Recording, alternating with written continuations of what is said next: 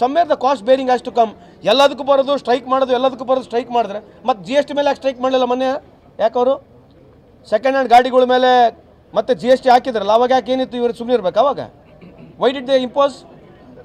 Second hand vehicle ಖರೀದಿ ಮೇಲೆ GST ಯಾಕೆ ಇಂಪೋಸ್ ಮಾಡಿದ್ರೆ? ನೀವು ಯಾರನ್ನ ಕೇಳಿದ್ರೆ ಹೋಗಿ ಅವರಿಗೆ? Did you ask them question? ಕೇಳಿರಿ ಅವ್ರಿಗೆ, ಯಾಕೆ ಉತ್ತರ ಕೊಡಬಾರ್ದು ಅದಕ್ಕೆ? ನಿರ್ಮಲಾ ಸೀತಾರಾಮನ್ ಅವ್ರು ಬಂದು ಹೇಳಿದ್ರಲ್ಲ, ಮೈ ಪ್ಯಾಜ್ ನೀ ಖಾತಿ ಹ್ಞೂ ಮೈ ಅಂದರೆ ಉಳ್ಳಾಗಡ್ಡಿ ತಿನ್ನಂಗಲ್ಲ ನೀವು ಯಾರು? ನೀವು ತಿನ್ನಂಗಿಲ್ಲ ಅಂದರೆ ಉಳ್ಳಾಗಡ್ಡಿ? ಈ ಥರ ಯಾರನ್ನ ಮಾತಾಡ್ಬೋದು ಫೈನಾನ್ಸ್ ಮಿನಿಸ್ಟ್ರು? ಅದು ಪಾರ್ಲಿಮೆಂಟಲ್ಲಿ ಹೇಳ್ತಾರೆ, I don't come from such family where I will not eat onion ಮೈ ಪ್ಯಾಜ್ ನೀ ಖಾತಿ. ಈ ಥರ ಹೇಳೋ ಆರ್ಕೆ ಉತ್ತರ ಹೇಳೋಬಿಡೋದಾ? ಏನು ಇವ್ರು ಏನು ಮಾತಾಡಿದ್ರೆ ನಡೀತೇನ್ರಿ? ನೋಡ್ರಿ, ಈ ದೇಶ ಕೊಳ್ಳೆ ಹೊಡಿತಕ್ಕಂಥ ಕೆಲಸ BJP ಮಾಡ್ತಾ ಇದೆ. ಕೇಂದ್ರ ಸರ್ಕಾರದ ದುಬಾರಿ ಏನು ಆಗಿರ್ತಕ್ಕಂಥ ಈ ರಾಜ್ಯಗಳು ಸಫರ್ ಆಗ್ತಕ್ಕಂಥದ್ದು ಬಿಕಾಸ್ ಆಫ್ ಸೆಂಟ್ರಲ್ ಗೌರ್ಮೆಂಟ್ ಪಾಲಿಸಿನೇ. ನಾಳೆ ಸಬ್ಸಿಡಿ ಜಾಸ್ತಿ ಮಾಡಿಕೊಡ್ರಿ.